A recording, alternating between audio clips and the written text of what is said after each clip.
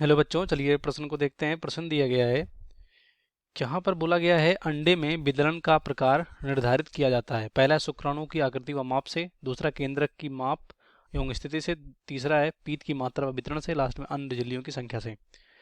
तो सबसे पहले इस प्रश्न का हम देख लेते हैं मुख्य अवधारणा। मुख्य अवधारणा, तो यहाँ पर इस प्रश्न का मुख्य अवधारणा होगा वितरण। किसके बारे में देखेंगे हम? विदलन।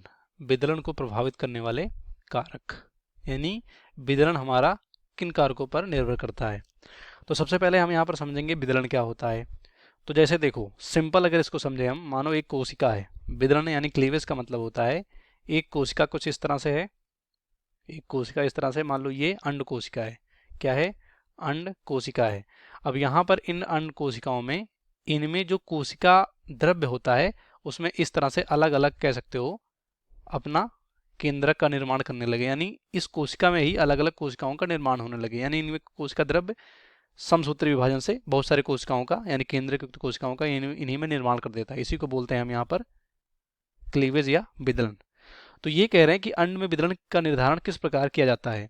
तो जैसे कि यहाँ पर जब शुक्राणु शुक्राणु और अंडाणु आपस में मिलते हैं तो जाइगोट बनता है, और जाइगोट में ही यहाँ पर बहुत सारे यहाँ पर विदलन होते हैं, जिससे कि यहाँ पर आगे चलकर भ्रूण का निर्माण होता है। तो यहाँ पर अगर बात करें हम कि जो यहाँ पर अंडे में विदलन होता है, यानी अंडे में जो अंडे से जो भ्रूण का निर्माण हो रहा है, इनमें इनका निर्धारण कैसे होता है। तो यहाँ पर अंडे का जो क्लीवेज यानी विदलन होता है वो किस बात पर निर्भर करता है? जो यहाँ पर, जिसे हम यहाँ पर क्या बोलते हैं, यॉक बोलते हैं, यानी पीत या जर्दी बोलते हैं हिंदी में। तो पीत पीत की मात्रा कितना यहाँ पर कोशिका द्रव्य में इसकी मात्रा है, और किस तरह से इसका डिस्ट्रीब्यूशन यानी वितरण है।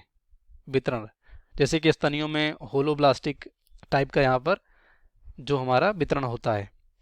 तो हमारे स्तनी जैसे कि हम लोगों में यहाँ पर जो ये यॉक होता है यानी पीत होता है, अंडे में बहुत कम मात्रा में पाया जाता है, और यहाँ पर इसी की मात्रा और इसी के वितरण के आधार पर अंडे में क्लीवेज या विदलन का निर्धारण किया जाता है। इस तरह से वो किस तरह से ये अंडा यहाँ पर इसमें विदलन होगा वो पीत की मात्रा और वितरण पर निर्भर करता है। तो पहला शुक्राणु की आकृति व माप से गलत होगा, दूसरा केंद्र की माप और स्थिति से ये भी गलत होगा, तीसरा पीत की मात्रा और विदलन से राइट होगा, लास्ट में अंड झिल्लियों की संख्या से, तो ये भी गलत होगा। इसका राइट आंसर सी होगा, बाकी सभी गलत हो जाएंगे।